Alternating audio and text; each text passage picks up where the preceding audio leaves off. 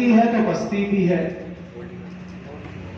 سیاہی ہے تو سفیدی بھی ہے، گرمی ہے تو سردی بھی ہے، بہار ہے تو خزاں بھی، پھول ہے تو کانٹے بھی ہیں، دن ہے تو رات بھی ہے، اگر سنگ ہے تو موم بھی ہے، اگر اس دنیا میں نیک ہے تو بد بھی ہیں، اس دنیا میں مومن ہے تو کافر بھی ہیں، اگر اس دنیا میں عالم ہے تو جاہل بھی ہیں، اگر اس دنیا میں داعی الی الخیر، خیر کی طرف بلانے والے موجود ہیں تو داعی الی الشر، برائی کی طرف بلانے والے بھی موجود ہیں۔ یہ دنیا تضادات کا مجموعہ ہے، اور کسی بھی چیز کی قدر و قیمت معلوم کرنی ہو تو وہ اس کی ضد سے معلوم ہوگی، کمپٹیشن۔ ایسے آپ کسی بھی چیز کی قدر و قیمت معلوم نہیں کر سکتے۔ عربی میں بھی محاورہ ہے تعرف الاشیاء باضدادها، کسی بھی چیز کو اس کی ضد سے پہچانا جاتا ہے۔ یا دوسرے لفظوں میں یوں سمجھیے، اگر دنیا میں غربت نہ ہوتی تو امیر ہونے کی قدر کون کرتا؟ اگر دنیا میں بھوک کا پیاس کا نام و نشان نہ ہوتا تو پیٹ بھر کر کھانے کی قدر و قیمت کون جانتا؟ اگر دنیا میں بیماری نہ ہوتی تو صحت کی قیمت کون جانتا؟ اگر دنیا میں موت نہ ہوتی تو زندگی کی حفاظت کون کرتا؟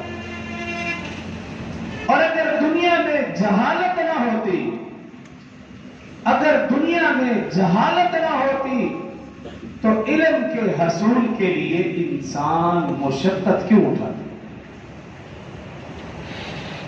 تو اس سے معلوم ہوا کہ جب زمین کی پشت جاہلوں سے خالی نہیں تو ضروری ہے کہ علماء بھی موجود ہوں۔ جب دنیا میں ضلالت و گمراہی کی طرف بلانے والے موجود ہیں تو ضروری ہے کہ حق و صداقت کی طرف، قرآن و حدیث کی طرف، دعوت و تبلیغ کی طرف بلانے والے بھی موجود ہوں۔ جب دنیا میں وسوسہ ڈالنے والے، شکوک و شبہات پیدا کرنے والے موجود ہیں تو ضروری ہے کہ ان شکوک و شبہات کے کانٹوں کو نکال کر دلوں میں ایمان اور یقین پیدا کرنے والے بھی موجود ہوں۔ جب دنیا قارون، فرعون کے وارثوں سے خالی نہیں تو ضروری ہے کہ یہ دنیا انبیاء کے وارثوں سے بھی خالی نہ رہے۔ بلکہ میں یہ کہنا چاہوں گا، اس دنیا کے بقا کے لیے علماء کا وجود ضروری ہے۔ اور حدیث مبارکہ میں اپنی طرف سے میں نے یہ جملہ نہیں کہا، قال النبی صلی اللہ علیہ وسلم لا تقوم الساعة حتى يقال اللہ اللہ۔